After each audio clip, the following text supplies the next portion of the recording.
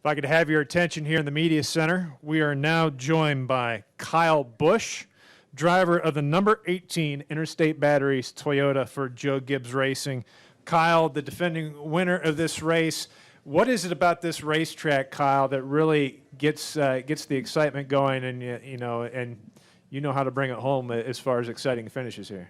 Yeah, this racetrack for us has been pretty good over the years, especially the last few years of finally figuring out our short track program and getting that going at Joe Gibbs Racing. But Denny's always been good here. Certainly I've used a lot of his notes and talked to him a lot about how to help myself here, and it's worked. And we've qualified up front. We've led some laps. We just have yet to find the speed on the long runs. That seems to be where we lack a little bit still to today. So we certainly look to come out here this weekend and have a good strong run, see if we can't get ourselves in victory lane. Wins are what matters most. We were able to do that here in this race, as you mentioned, last year, and we'd like to be able to do it again. Good deal. Open the floor to questions. We will start with Claire and work our way around to Bob. Claire B. Lang, Sirius XM NASCAR Radio. Kyle, your thoughts about hearing that Dale Earnhardt Jr. will not be in the car. Your thoughts, you've been through injuries on the concussion side of things. How does it strike you, and do you take precautions? Have you had any close encounters in any of your accidents, concussions in your career? It is certainly, not a good thing that Dale's not able to race, and certainly I've sent my regards, but, it's a tough subject. It's all about how you're feeling, and you're the only one that knows how you're feeling. You can't show these types of injuries as well as you can a broken bone or something to that respect. So, it's all about Dale, and I commend him for taking action and feeling what he was feeling and being able to go to the doctors and explaining that, and for them to say that he needed to sit out a week or two or however many it may be was best for him, and obviously that is what's best for him is his health. So, it's a tough situation to be in as a race car driver. I've never been in that situation where I have felt something, within my head. I've got a lot of screws loose, but none that were that bad that I felt like I needed to go get looked at. So thankfully I haven't had that, and hopefully I don't have to deal with that. We'll go to Bob, then to Fluto, and then to Mark. Bob Hockers, ESPN. Are concussions and concussion protocol discussed at all at the driver council meetings, and are you comfortable with the way NASCAR kind of goes about trying to figure out, if you've had any sort of concussion after an accident, and then what kind of policies they have to get back into the car? Yeah, that hasn't necessarily been a hot topic of conversation in any of our meetings. So for us to look at what NASCAR has in place for us, we go through the impact testing.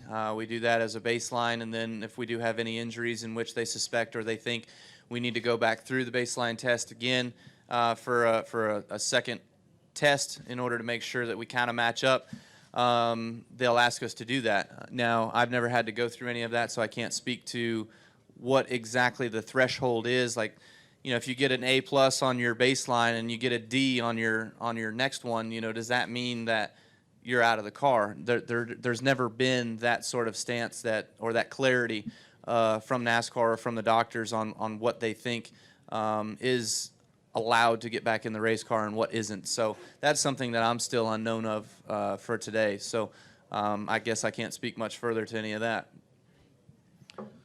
Hi, Kyle. Fluto Shinzawa, Boston Globe. You look at the results that you guys have had this year. I know you have to make adjustments based on your car and track, but overall, just generally, how would you describe the feeling of what it's been like in the car when you show up at a track? What can you consistently kind of depend on, and what do you like about the way the car's been running? Yeah, we've had some really good speed this year. That's been certainly a good thing to have. Sometimes you go to these racetracks and you're confused as to why you're not very fast, and you struggle along and you don't really fare very well in practice or the race. But for us on the JGR side, especially speaking on the 18 car, we have had decent speed in practices, maybe sometimes not, at the top of the sheet, but we're the top half of the sheet. And then we get to the race, and we can always count on the race of being able to race our way up towards the front. So that's been a huge confidence booster for us as a team, for me as a driver, Adam as a crew chief, that we know when we get to the race that we'll have the opportunity to make ourselves better and have good races. I think our worst finish this year is 12th, I guess. A couple weeks ago, we had a fuel mileage race at Kentucky that limited our progress. We were running in the top 5, probably should have finished 4th or 5th. And that would have probably been about our worst finish without something happening during the race, a flat tire or, as I mentioned, a fuel mileage coming into play towards the end of the race. So, we've had good speed, so that's been a positive for us. We'll go to Mark, then to Rich, then to Nate, and then to Rob. I got a two-part question. Number one, you talked about only a driver would know whether he's feeling right and needs to question that. Do fans and do the rest of us really understand the physical beating that you guys take in a car in a given race or a given race weekend? And just can you talk to that? Yeah, I don't think I think it's hard for people to understand or to feel exactly what we feel throughout an event. I mean, I've heard a lot of people over the years that have gone on and done the Richard Petty driving experience or the riding experience, and they've certainly gotten a taste of what we do on a weekly basis. And their quotes to me is, "Man, we've got a heck of a lot more respect for you. That was a lot more than we anticipated or expected that we'd feel." So. You always get that, and I always encourage people to go get a chance to get in a race car and kind of feel it out and see what we do. But to do it for 4.5 hours on every single weekend, you do it does take a toll on your body. And I can say that now because when I was 18, 19, 20 years old, younger, I really didn't feel it. I could go through a whole season, I really didn't feel it a whole lot. Well, now I'm 31, and I feel it a heck of a lot more. Certainly I remember it. Late last year, getting towards the end of the year, I actually still felt pretty good. I only ran half the year. This year now I've run from the beginning of the year. I'm getting to about the halfway point. I'm feeling the same way I did at Homestead, and we still have another half of the year to go. So, certainly you've got to kind of, modulate your body and take care of your body the best you can. I feel like there's a lot of things that you can do off the track that can help that, and I try to do all that stuff as much as I can. My other question is just looking ahead to Indy. Is it still... before you want to quit this thing, you got to have the Daytona 500, Southern 500. Is it still, although the attendance has been off a little bit here in recent years, is it still really important to you guys to win? It is. It certainly was for us last year. I think that for myself and the 18 team, being able to win with Skittles there last year was pretty awesome because it was our first Brickyard 400 win. For me, for Adam, being a crew chief, although he's won there as an engineer a couple times, but it was really special as a whole team, and they treat it very special there as well too, with the whole ceremony post-race and everything that goes on there with taking the ride around the track and the owner being with you, and JD was with us last year. That was pretty cool. So it is a big deal. I feel like it is for us, for our team. We circle it on the calendar every year. That's one we want to win. We always circle the Daytona 500, the Coke 600, the All-Star race, and the Brickyard 400 and the Southern 500s and Homestead. And, there's probably a couple more in there that you want to win, such as, any one race within each round of the chase. You want to win any of those to get yourself locked in and moving on to the next round, just to solidify your chances for being able to win a championship. But it's obviously a big race, and I guess it still pays pretty decent, so you might as well win it. Get Rich, then to Nate. Hi, Kyle. Rich Thompson, Boston Herald. Being the reigning champion and the way you did it last year, has that kind of changed your perspective, maybe give you a great appreciation for what you do for work? Yeah, no doubt. So certainly there was a lot of questions in my head throughout the beginning part of the season as to whether or not this is something that I need to continue doing or want to continue doing. And there was no doubt in my mind that all the answers were always yes, get back in that race car. So worked hard to do all that to get back in and went through the finish of the season, won the championship, and it was just such a great accomplishment for myself as well as my family and my team that, it definitely meant so much more probably going through the things that I did last year than if it were just a continuation of the years that have gone by to be able to win the championship. So we took a greater appreciation from all that and certainly use that as fuel going forward. Go to Nate, then to Rob, and then we'll finish with Reed. Nate Ryan, NBC Sports. Kyle, the 78 penalty at Kentucky, have you had a chance to look at that and analyze and understand why NASCAR made that penalty? And there's some that feel like there's selective enforcement of that situation. Would you agree? I have not really seen the video of it, but I watched it live, and while I watched, I was like, ooh, all right, if you don't get busted for that, then that's interesting. I've certainly have seen those moves be made before on pit road with other cars. I specifically remember, I think it was Jimmy Johnson at Atlanta, maybe it was earlier this year or last year, that he made a couple passes to the left side before getting into his box and slowing down, and nothing was ever called. So that's why I think more and more guys have kind of gone into that and have been trying to do that. We play the timing lines way too much. And, so that was just something that was out there for him to play with and try, and he did, and they busted him for it. So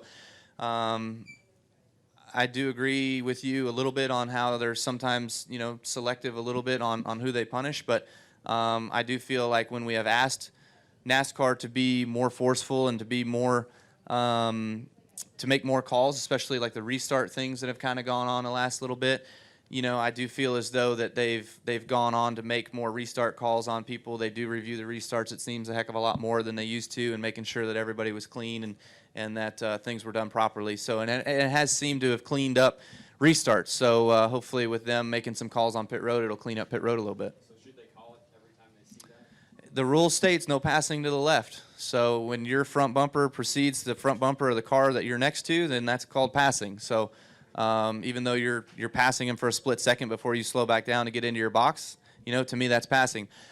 Go back to Michigan, maybe it was 2011 or 2012 or something like that. I was actually on the flip side of that. I was to the right side of Tony Stewart, and Tony Stewart was not running at pit road speed. I could actually run a faster pit road speed because I felt like my threshold was higher than what Tony's was. And I passed him on the right side before he pulled off to turn into his pit box, and they posted me for passing to the right, which is legal. So, what exactly the pit road rules are, I guess, is we may need to have a little bit of a clarification exactly on what all's going down. So I've just, not been that aggressive on pit road ever since I got called for the Tony call about left or right, and and have not been busted on any of those since. Rob, then Reed. We're up to onto the podium finish. Kyle, this was the racetrack last year where I kind of felt like things, besides Sonoma and Kentucky, where you really started to make your championship charge.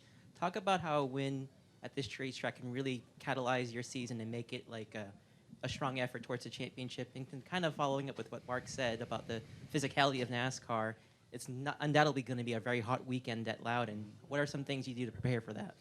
Yeah, this was a good race for us last year. Winning here was certainly a bit of momentum that we had on our side. We were running third, and we had the caution kind of go our way. It got us the track position we needed, and we were able to win from there. So, there are things that have to work out and go in your favor in order to win some of these races sometimes, and we had some of that here. So this is a tough track to pass, and, when you can have a good car here and you can pass your competition and you can beat them, then it gives you a bit of confidence in your cars and in yourself that you're able to go out there and beat those guys each and every week. So it does give you that extra, boost to go on to the next week like we had last year. We went to Indy, and we won Indy as well, too. It was our 3 in a row from Kentucky, Loudon, and Indy that we won, and that was awesome. I mean, that was just something really, really special. It actually gave me some confidence going to Indy. I was like, man, you know how cool it's going to be to win 3 in a row, but you know how cool it's going to be to win the Brickyard 400, So that was certainly some thoughts that we had going into that week, and we just set our mind to it, and we were able to capitalize. So